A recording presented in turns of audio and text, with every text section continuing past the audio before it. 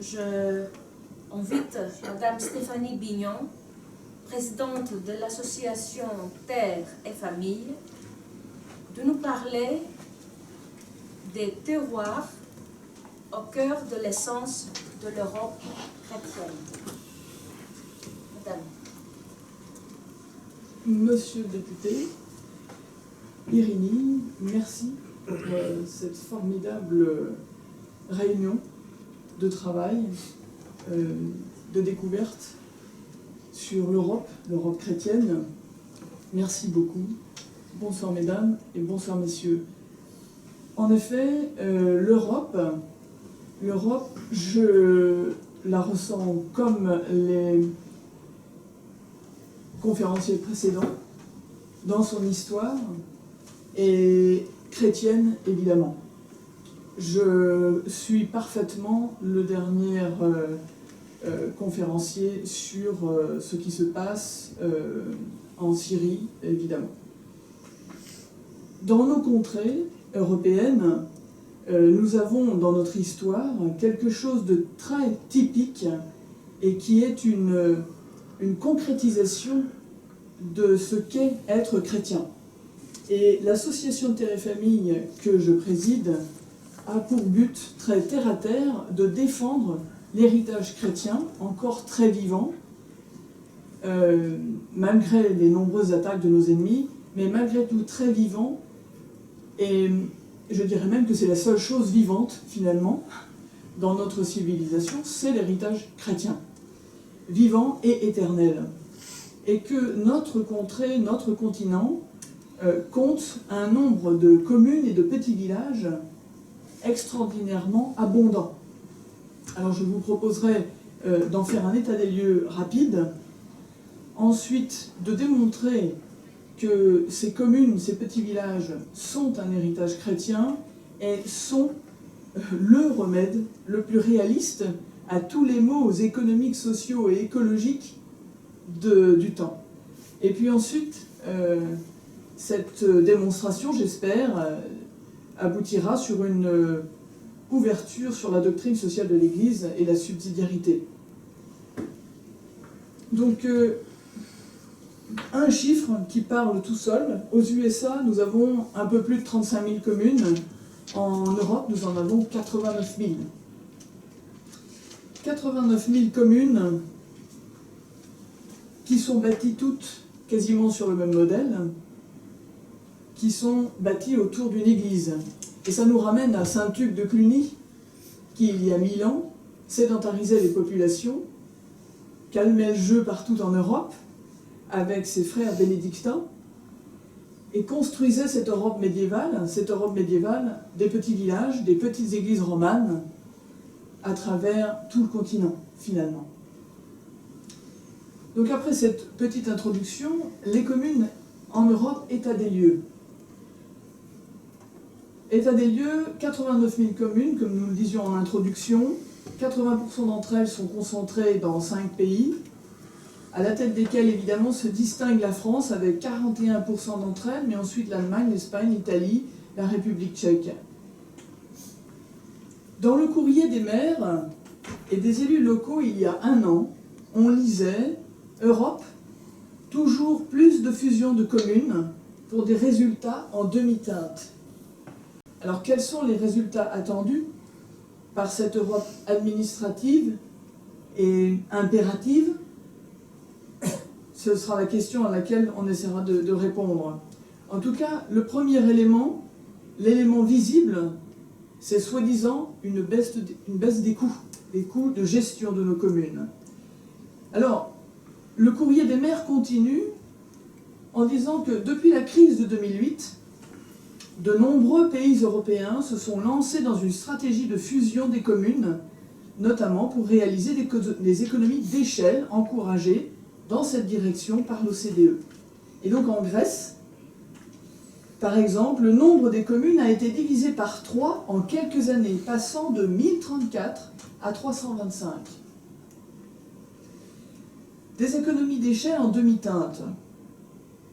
Alors le but, c'est de faire des économies d'échelle, mais pour autant, ces fusions communales n'ont pas systématiquement apporter des gains financiers, ce qui était pourtant visé par ce regroupement. Il s'avère que ces réformes territoriales n'ont pas permis des économies d'échelle. Ainsi, les études réalisées démontrent que les économies potentielles dans les coûts administratifs que permettraient les fusions de collectivités sont susceptibles d'être contrariées par des effets opposés dans d'autres domaines.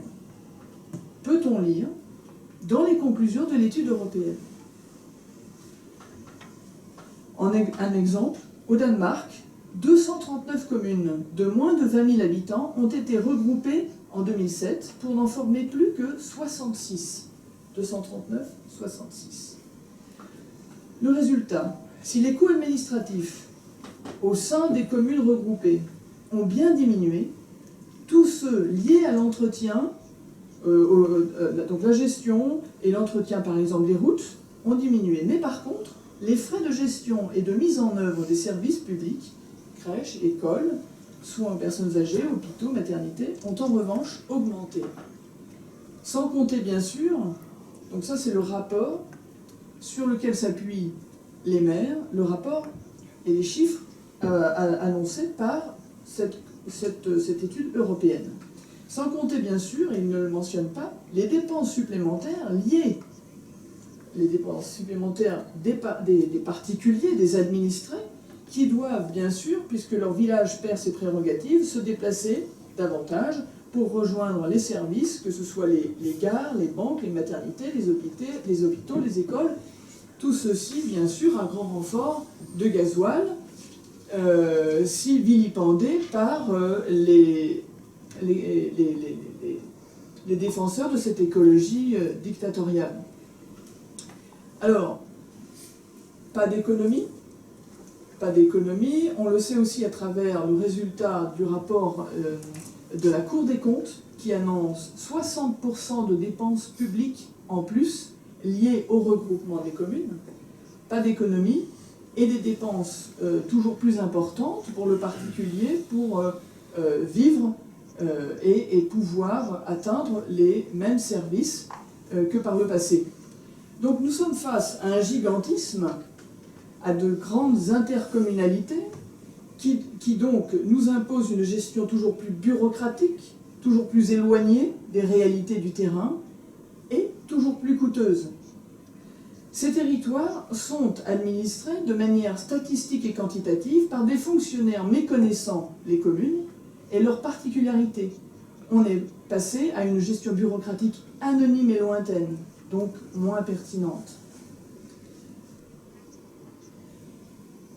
En fait, et c'est la question qu'on peut se poser, puisque de façon patente, il n'y a pas de réduction des coûts, et on le comprend assez facilement, les élus locaux d'un petit village ou d'une petite ville sont finalement des volontaires, des gens qui ne sont que très faiblement rémunérés. Et ils sont remplacés immanquablement par des fonctionnaires qui, eux, méritent leur salaire.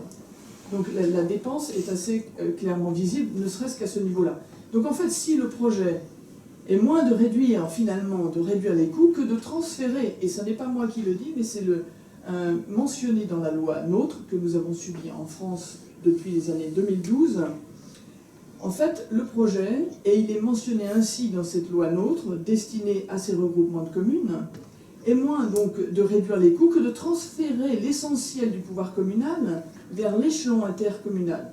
L'augmentation de la taille des intercommunalités doit être l'occasion de revoir la gouvernance. Et ça, c'est pas moi qui le dis, mais c'est la loi NOTRe. Pour éviter une influence, encore une fois je cite, pour éviter une influence trop importante, voire bloquante, des petites communes. Sommes-nous dans un processus démocratique? Je pose la question. Donc en France, nous avons subi une diminution drastique du nombre des communes depuis les années 2007, avec la réforme des collectivités territoriales de M.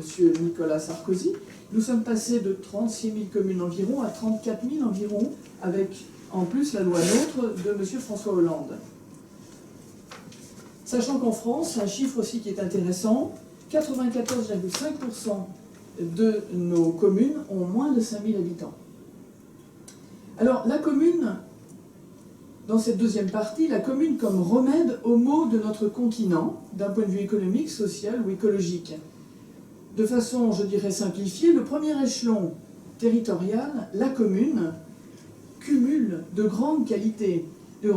La proximité, de petites échelles humaines, démocratiques, et puis une plus grande transparence, plus facile à réaliser en tout cas, avec un grand principe de réalité. Les électeurs connaissent les enjeux politiques concrets du terroir, le territoire communal ayant une dimension humaine, ils connaissent les qualités de leurs élus, qu'ils côtoient dans la vie quotidienne. Un principe de responsabilité aussi, puisque l'autorité assume d'autant mieux les conséquences de ses décisions qu'elle est plus proche du lieu d'application et de ses électeurs. La société, en fait, et on le sait depuis Aristote, la société politique est une pyramide de sociétés ordonnées au bien commun. L'homme est un être social. La famille est ainsi la première société naturelle. Mais la société familiale, non autosuffisante, se réunit naturellement à d'autres pour constituer le village. Et l'organisation locale du village assure ordre et harmonie entre tous ses habitants. Toutes ces fonctions exercées par l'autorité communale sont orientées vers ce but du bien commun. Néanmoins, le village à son tour est insuffisant à atteindre le bien commun politique et s'agrège en une entité politique plus large, la cité politique. Donc de façon flagrante, ce maillage de petits villages et de petites communes en Europe, cette richesse est d'émanation chrétienne. L'émanation chrétienne, parce que si je me réfère à une notion essentielle, fondamentale, le principe de subsidiarité qui appartient au socle fondamental de la pensée sociale chrétienne, dont Joseph Ratzinger a très clairement défini ce terme en parlant donc de donner la responsabilité de ce qui peut être fait au plus petit niveau d'autorité compétent pour résoudre le problème. Encore faut-il que ce plus petit niveau existe, c'est-à-dire ce plus petit niveau, village, famille pour commencer. Donc, expression très incarnée de la subsidiarité, la famille et le village. Comment être finalement chrétien sans famille et sans village. Pour revenir sur... j'ai choisi de détailler mon propos en m'appuyant sur les propos de Ernst Friedrich Schumacher, qui dit en 1973 « Quelle est donc l'échelle qui convient ? Tout dépend de ce que l'on cherche à faire. La question d'échelle est aujourd'hui cruciale, au plus haut point dans les affaires politiques, sociales, économiques, aussi bien qu'en toute autre chose. À mon sens, faire disparaître, au sens de terre et famille en tout cas, faire disparaître les communes ressemble à une expropriation territoriale et politique.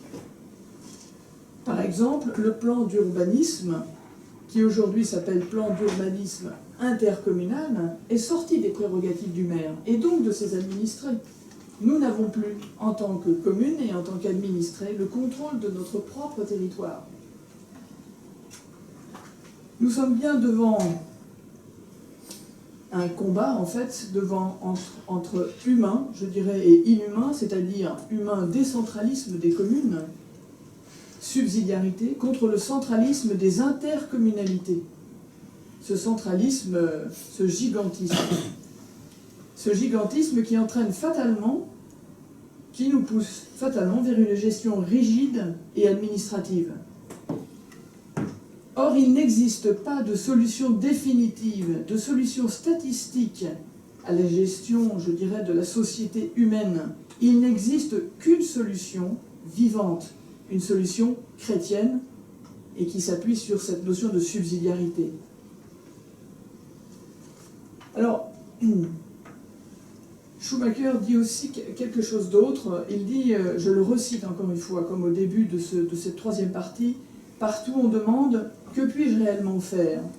Et la réponse que fait Schumacher, la réponse est aussi simple que déconcertante. Nous pouvons chacun d'entre nous travailler à faire régner l'ordre en nous-mêmes, ce qui est le premier élément de cette subsidiarité. En conclusion,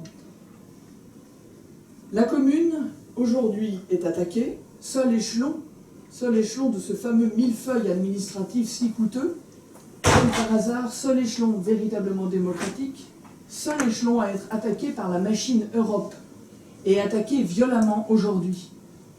Les nations, bien sûr, ne représentant plus ce rempart pour protéger leurs communes.